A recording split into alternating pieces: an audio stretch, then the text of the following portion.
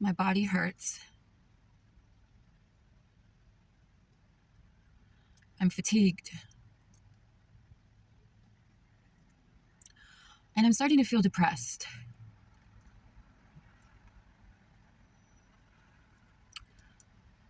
I feel this fire in my heart at the same time for heaven and earth to collide, for heaven on earth, for things to get better. I've been under a lot of spiritual attack. And I was thinking that it always feels like it's an attack on you. It always feels like it's an attack on the individual, your feelings, your mind, your life, your finances, your emotions, your body. Whatever is being attacked. It always looks like it's individual, an attack on you. Like the adversary, the devil, the enemy is attacking you. But I was thinking late at night that that's not the case. No matter what it looks like, no matter what it feels like, it's not an attack on you. It only feels like it. It only looks like it so that we can be consumed with ourselves even more. Self-consumed, even still. Because humans are an extremely selfish species. And if the enemy can have you focused on yourself, your own deliverance, your own mental health, your own feelings, your own life, your own circumstances, your own finances, your own job, your own family, your own children, your own health, then he wins. That's what those attacks are for. To make you self-absorbed. So that there's no unity. So that you're too busy fighting your own battles. To combine resources with anyone else. To join forces with anyone else. To care about anyone else. You'll be too self-absorbed with your own obstacles to help someone else. You'll be too concerned with your own problems. Whenever it feels like an attack on you, whenever it looks like an attack on you, it's actually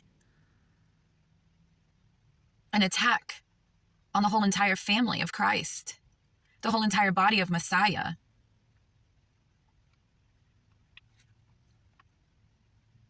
One soldier says, I can't cover you. I can't give you cover fire because I'm too busy firing my own weapon at the attacks pointed at me. And that soldier says the same thing. I'm too busy shielding myself against all of these fiery arrows. I can't come out from underneath the shield to help you. I'm under too much fire from the enemy.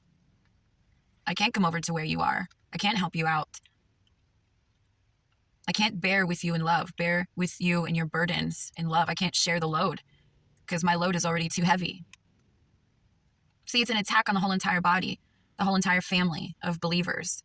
It's not an attack on you. And it's been very successful because believers haven't realized that it's not an attack on them. And they haven't understood the power that exists in numbers. That's why there have been drafts in history to get as many able-bodied men into the army as possible. There's strength and power in numbers. And that reminds me of John 17, 22, and 23, one of my favorite passages. And King Yeshua says that he gave us, past tense, he gave us his glory for unity. And I was thinking, has God's glory ever meant power or strength in the Bible? So I looked it up on BibleHub.com. And no, it hasn't. It hasn't ever been used synonymously with the word power. It just means praise or honor, somebody of renown. And it also means the presence of God. The light of God is presence, his glory. So in that way, it could mean power. Because with the presence of God comes power. With the light of God comes power. They're not two separate things. They're one and the same. So in John 17, when he said that, I gave them my glory to be one, is we are one. He's referring to him and his Father. It means he gave us his power to be one family, one army, one unit, one body, working together in harmony. It's past tense. He already gave it to us. We have it. We have it already. We have his power to not be so self-absorbed, to not be so selfish, to bear with one another in love, to help each other, even in the midst of our own battles, even in the midst of our own struggles, even in the midst of the obstacles that we're facing. We have it. It's just whether we choose to utilize it. First is realizing that we have it, and second is choosing to utilize it, to be one unit, one army, one body, one family, to be united.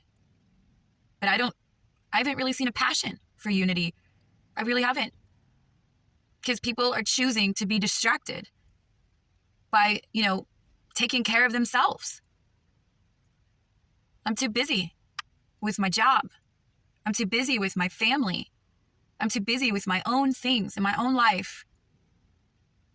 And just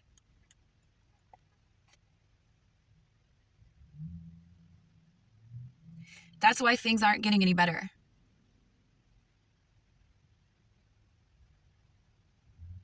That's why there's an overwhelmingly number of people who don't have houses or places to live.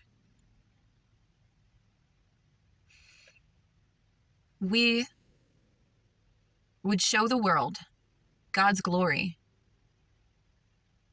We would show the world God's glory if we came together, if we joined forces like we're supposed to. You would show your town God's glory. You would show your family God's glory. We would show America God's glory.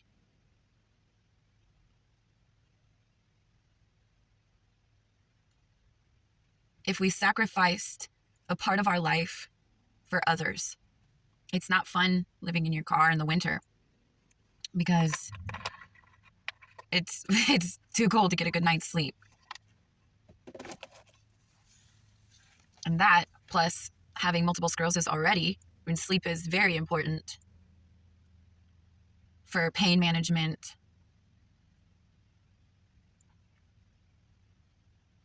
And then experiencing prejudice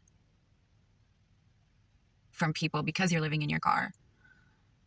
And seeing how society is built around only the people who have money to contribute, the consumers, not the people, who need help.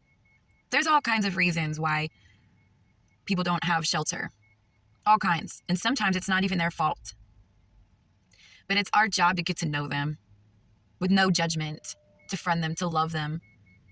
And I was thinking late at night also, while I was trying to get to sleep, that churches and Christians act like the disciples just skipped over all the poor people in the first century, in the New Testament. Like they just ignored homeless people. And that's not the case. That's not true. King Yeshua says, take in the stranger. We're actually supposed to invite them in and let them stay with us. And if they're poor, we're supposed to help them. We're supposed to take care of them. That's in Torah. That's in the Old Testament. It's a thing that a lot of churches just want to throw away in the trash. But it tells us how to love. It tells us what to do to show the love of God. It says, give alms to the poor. And not just on the holy days and the feasts of the Lord. Not just on Hanukkah or Christmas.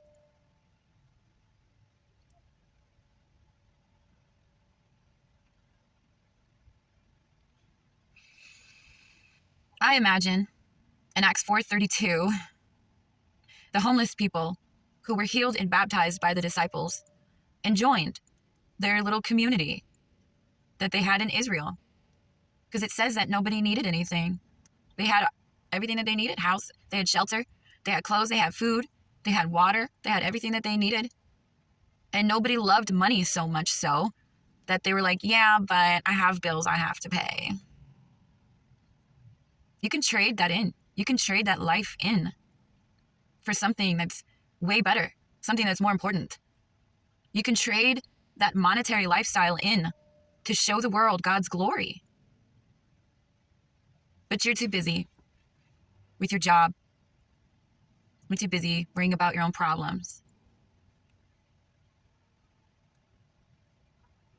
That's why things aren't getting any better.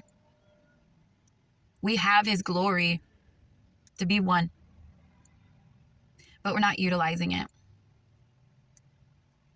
I'm living in my car to raise money for homeless people's first month rent. And